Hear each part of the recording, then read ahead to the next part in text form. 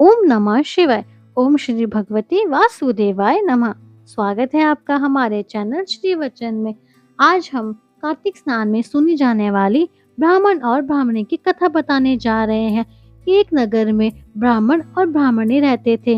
उनकी कोई संतान नहीं थी। वे हर दिन 7 कोस दूर गंगा और यमुना नदी में स्नान करने जाते थे। इतनी दूर आने जाने से ब्राह्मण की पत्नी बहुत थक जाती थी। एक दिन उसने अपने पति से कहा, अगर हमारा एक बेटा होता तो कितना अच्छा होता। बहू घर पर होती तो हमारे वापस आने पर खाना बना हुआ मिलता और घर का काम भी संभाल लेती। पत्नी की यह बात सुनकर ब्राह्मण ने कहा, तूने बिल्कुल सही कहा, चल मैं तेरे लिए बहू ले आता हूँ। फिर उसने अपनी पत्नी से कहा, एक पोटली में आटा और कुछ मोहरे डाल दे।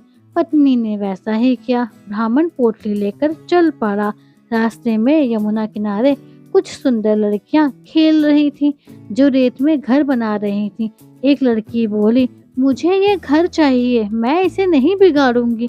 यह सुनकर ब्राह्मण ने सोचा कि यह लड़की उसकी बहू बनने के लिए बिल्कुल सही है। ब्राह्मण उसके पीछे पीछे उसके घर तक चला गया। वहां जाकर उस लड़की से बोला, बेटी कार्तिक मास चल रहा है, मैं किसी के घर का खाना नहीं खाता। मैं अपने साथ आटा लाया हूँ।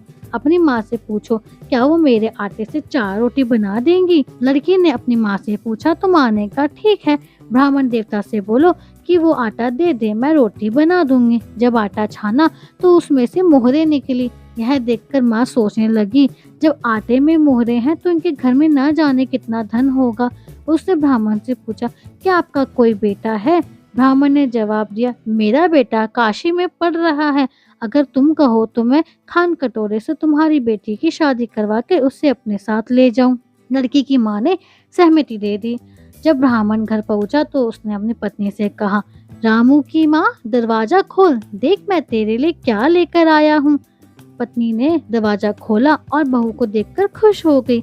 अब जब ब्राह्मण और उसकी पत्नी स्नान के लिए जाते तो बहू घर का सारा काम कर देती, खाना बना देती, कपड़े धो देती और रात में पैर भी दबा देती। एक दिन ब्राह्मणी ने उसे सिखाया, बहू चूल्हे की आग बुझने मत देना और मटके का पानी खत्म मत होने देना। लेकिन एक दिन चूल्हे की आग बुझ गई। बहू घबराकर पड़ोसन के पास गई और आग मांगी। पड़ोसन ने उसे बताया, अरे तुझे पागल बना रहे हैं, इनकी कोई औलाद नहीं है। बहू को विश्वास नहीं हुआ, पर धीरे धीरे वह पड़ोसन की बातों में आ गई और उसने सास ससुर से ठीक से व्यवहार करना छोड़ दिया। पड़ोसन की सलाह पर उसने जली रोटियां और बिना नमक की दाल बना दी।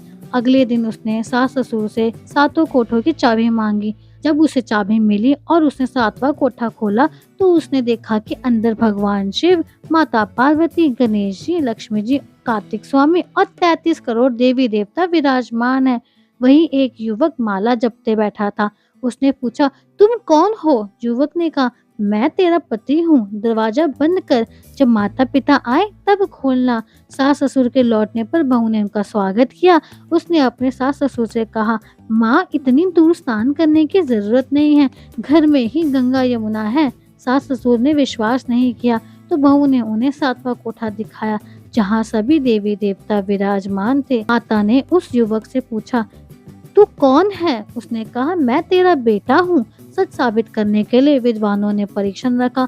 माँ ने चमड़े की अंगनियां पहनी और बेटे की दाढ़ी मूछ उसके दूध से भीग गई। गठजोड़ा बन गया और ब्राह्मण और ब्राह्मणी का मन खुशी से भर गया। हे कार्तिक देव, जैसे कृपा आपने उस ब्राह्मण और ब्राह्मणी पर की, वैसे ही कृपा हम सब पर भी करना। जो कोई इस कथा को सुने उसे पुत्र, धन, धान्य और सुख समृद्धि देना। तो बोलो श्री कार्तिक देव महाराज की जय। धन्यवाद। अगर आपको वीडियो अच्छी लगी हो तो वीडियो को लाइक करें, शेयर करें और सब्सक्राइब करें हमारे चैनल श्री वचन को।